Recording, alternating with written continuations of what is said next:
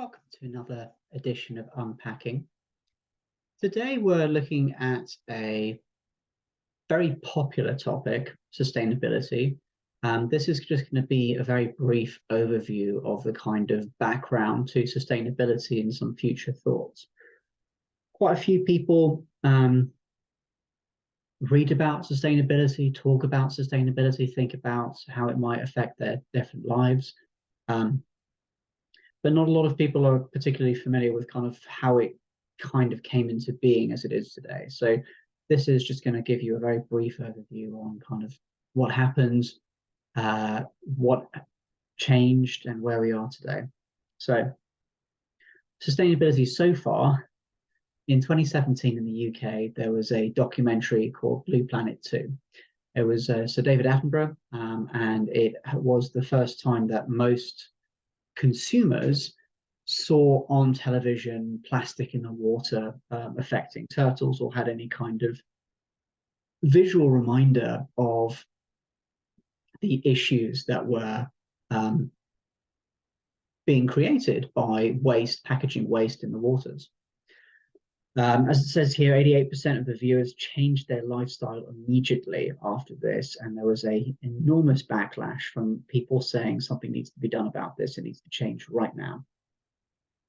In 2018, in Davos, in the World Economic Forum, there was the start where leading brands and manufacturers committed to making plastic 100% reusable, recyclable, or compostable by 2025. This was via the Ellen MacArthur Foundation. So the new plastics economy took place from there, and it's now got a far larger number of people involved in it. But at the start, it was 10 companies saying, what we're going to do is by 2025, we are going to have anything that we make in plastic packaging, we can recycle it, we will be able to reuse it, or it will biodegrade into nothing. Those are the options. So there's going to be no more plastic waste because it's either being reused, recycled, or composted. From 2019 onwards, many more companies joined these pacts. Local and regional ones sprung up and took place as well. And currently there's hundreds of people that are signed up to similar initiatives. In the meantime, one of the areas that was targeted as being an area of potentially short-term addressable benefits was with greenhouse gas emissions.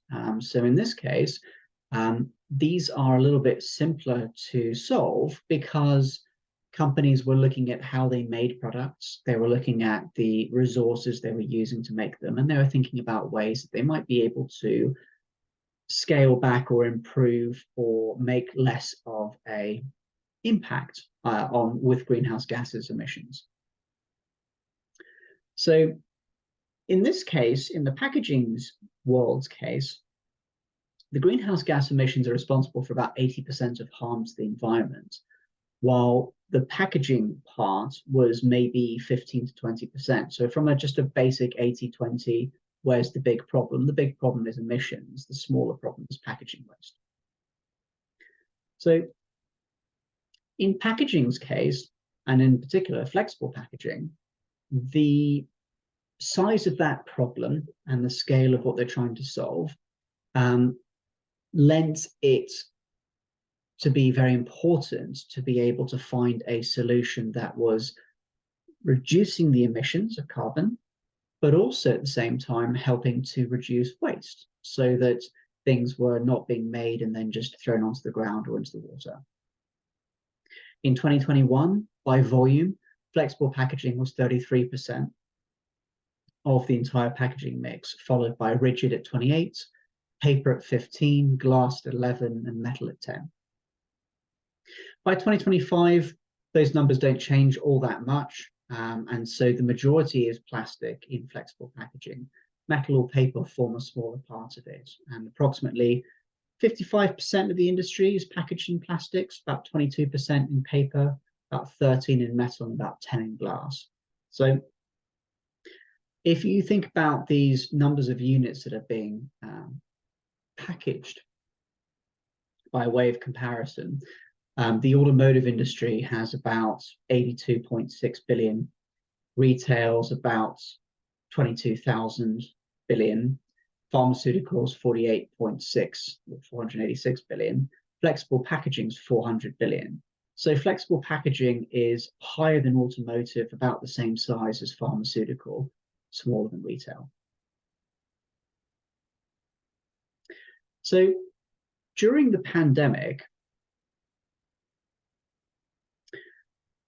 there wasn't there were a lot of changes, but the one thing that didn't change was people's interest in sustainability. So when we moved to being indoors all day, what we realized was actually we create a lot of waste at home. So I know personally that the change in having lunch at home every single day probably doubled the amount of waste that I was putting into my trash or recycling on a daily basis. I could see it because I was physically moving those bags downstairs. I was taking them outside. I was much more aware of how much trash I was creating as a single human being. When before I hadn't really had such a good handle on that. So some of the things that are continuing to become priorities are we want to make a smaller footprint with our waste. We want to make sure that when I use a product and I consume that product, ultimately what I want to do is for me to be able to find a place to put it, that it goes away. It goes away and it comes back, it goes away and it degrades, it goes away and it's reused. Whatever happens, it just ends up on the ground somewhere. It's just trash. I don't want that to happen. But that's historically what's been happening with a lot of packaging. So my priorities are sustainability. I want it to be responsibly removed or reduced or recycled. I'm looking at the disposal. I want to make sure that some of the, well, none of the packaging remains in the wild. It doesn't end up in nature. By 2030, there is a current expectation that the millennial generation will be responsible for 70% of purchasing power of consumers.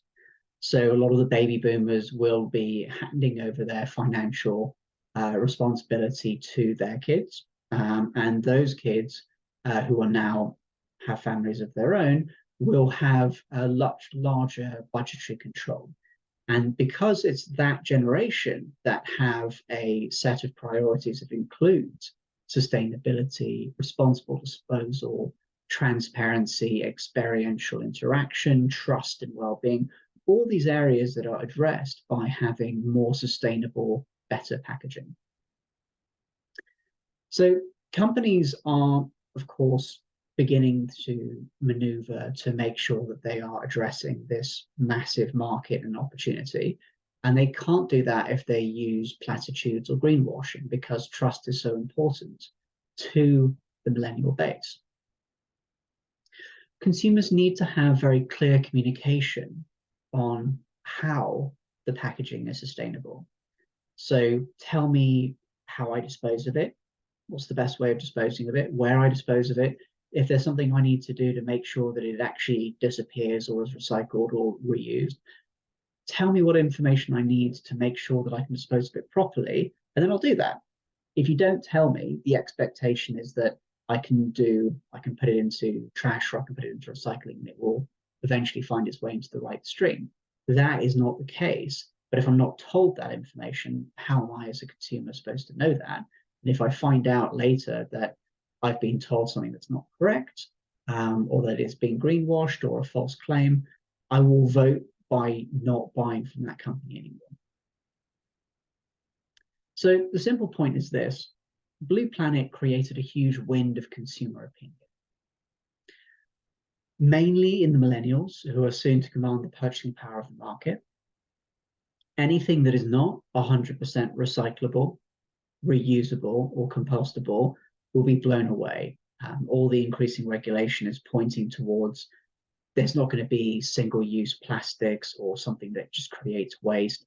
There's no point in that. It is a waste of resources and time and energy, and consumers don't want it. So we have to find ways of making products that can be easily recycled and reclaimed and reused. And that is a very short overview of sustainability. Join me next time when we're going to be looking into the packaging industry at large.